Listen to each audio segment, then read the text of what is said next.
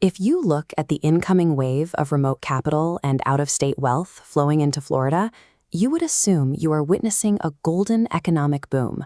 Massive amounts of transient capital are rapidly crossing state lines, aggressively acquiring real estate assets and driving up property values in almost every major zip code. Office workers keeping these cities running are currently suffocating under a math problem they cannot solve.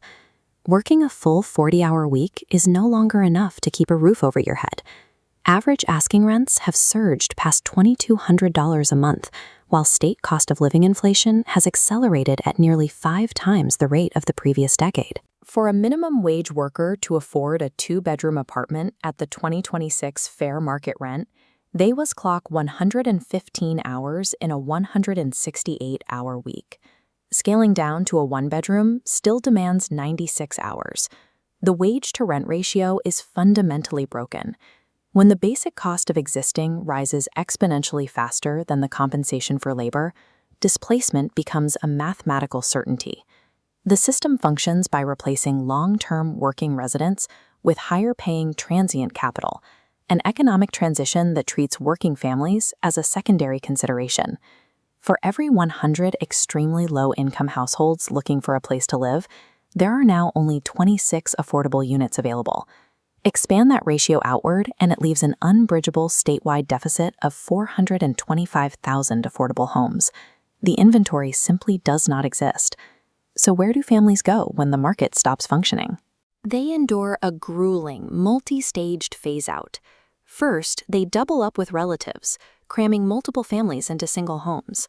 When that fractures, they drain their life savings, surviving week to week in predatory extended-stay motels.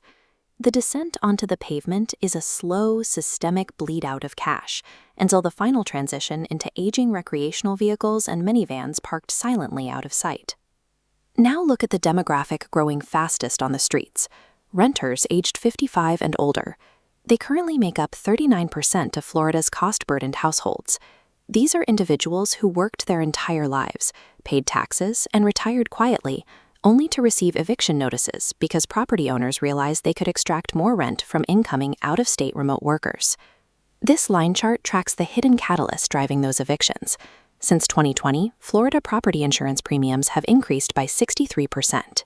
The real estate market passes all of that exorbitant overhead directly down to the lowest level tenants. A fixed Social Security check cannot absorb a sudden $500 monthly rent hike. When an elderly resident loses their apartment, they lack the physical and financial capacity to re-enter the manual labor market. Facing the suffocating Florida heat without shelter, an eviction notice becomes a literal death sentence. As highly visible as the senior housing crisis is, there is an entirely hidden demographic absent from traditional street counts, yet secretly tracked by the public school system. During the 2024 to 2025 school year, in Orange County alone, over 8,800 students were officially identified as experiencing homelessness.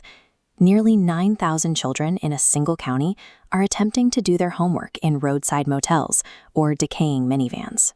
The daily trauma of spatial insecurity rewires the neural pathways of their developing brains, flooding their tiny nervous systems with toxic levels of cortisol, severely stunting cognitive development and emotional regulation.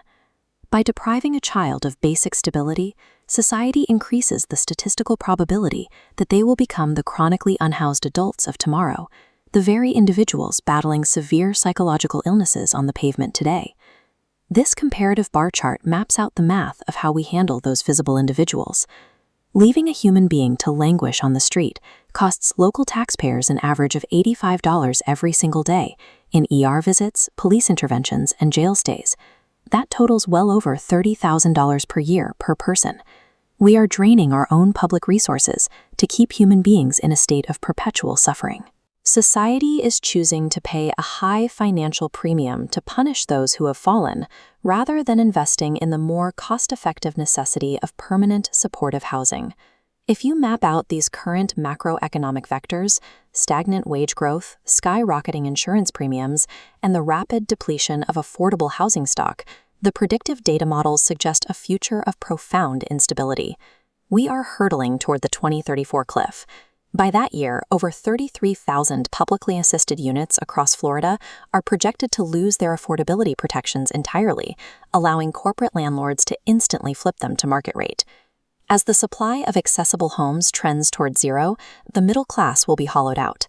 We are likely to witness the normalization of recreational vehicle living alongside sprawling, unauthorized encampments stretching across the peripheries of major metropolitan zones. The state will fracture into a strict binary, wealthy corporations owning massive real estate assets on one side, and transient service workers forced to maintain those assets from the back seats of their cars on the other. Florida is the definitive canary in the coal mine, showcasing a new economic baseline that is slowly reaching every major city in the country. We have transformed the biological need for shelter into a speculative asset class, completely disconnecting human survival from human labor. The ledger simply no longer balances for the working class. The numbers do not lie. The only question left is this: how many 115-hour work weeks can a terrified, exhausted population possibly sustain before the delicate fabric of our society completely unravels?